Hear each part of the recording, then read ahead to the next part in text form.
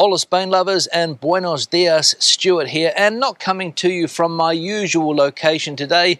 You probably noticed that I'm in a coastal destination, the Canary Islands to be exact, and the exact island here is Lanzarote. Here for a couple of days, taking a look around, taking in all of the natural beauty of this island here, and also looking at some of the problems that have been plaguing the Canary Islands over the last couple of years or so. So that's what we're going to talk about today. So let's go. Now, I mentioned the natural beauty of this island. Absolutely spectacular, some of the views that you can get.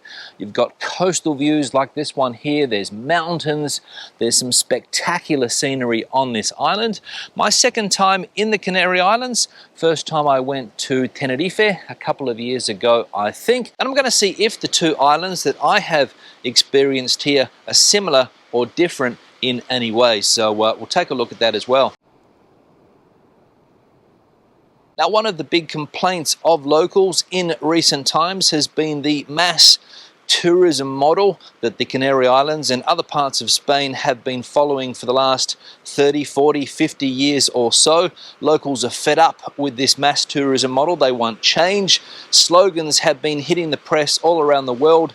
Slogans like "My misery, your paradise." And basically, as I said, locals want a change because hotels like this one here, they say, are ruining their quality of life. Now, what I'm going to do a little bit later is go for a walk up the main strip of this town here.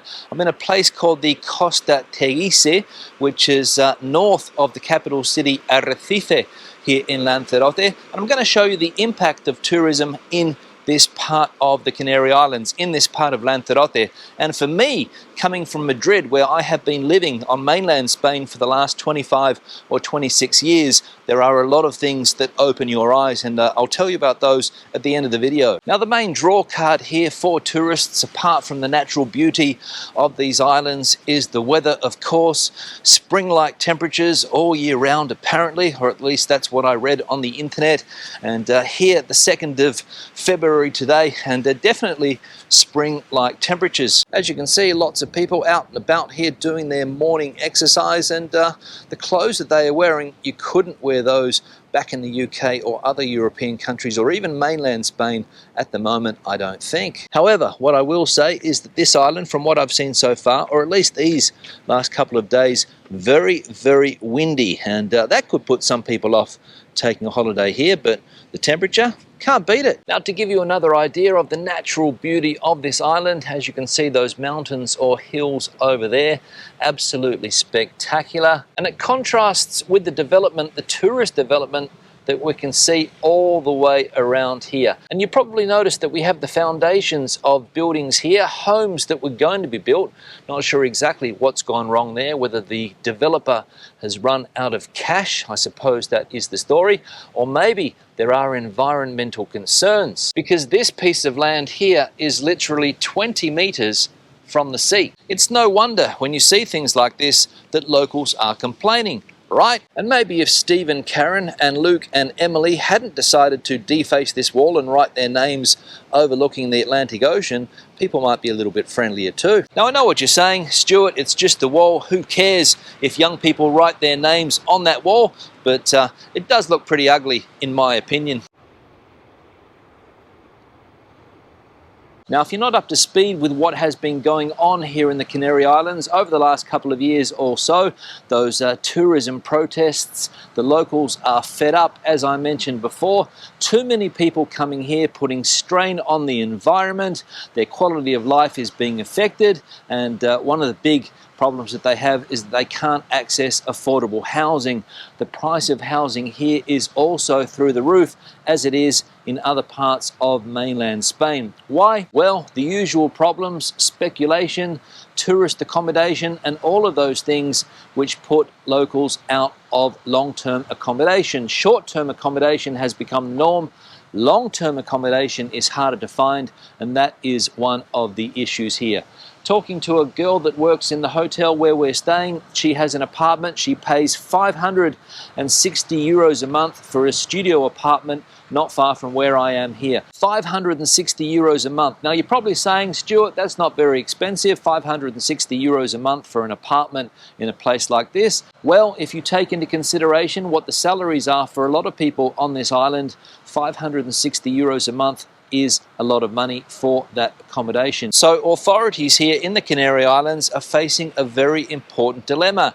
How do you keep locals happy and tourists happy at the same time? That's the dilemma. And let's be honest about this. Currently, it seems authorities have no idea how to sort this dilemma out, and it's a shame. Now, another one of the problems that I can see here as far as tourism is concerned is that local people, and even Spanish people to some extent, are excluded from the tourism model here.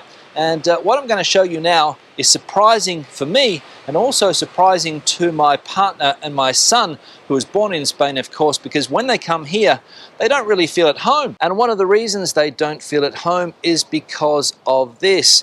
Now, if you're an English speaker, there's probably nothing wrong with what you are looking at the moment. You can see it there, Bay Beach, beer, cider, the Cuddy Sark, the Dolphin Inn, the Irish Bailey, and the waterfront bar and food house. But if you are Spanish and don't speak English, you would have noticed that there is not one sign of the Spanish language on any of those businesses that I have in front of me here.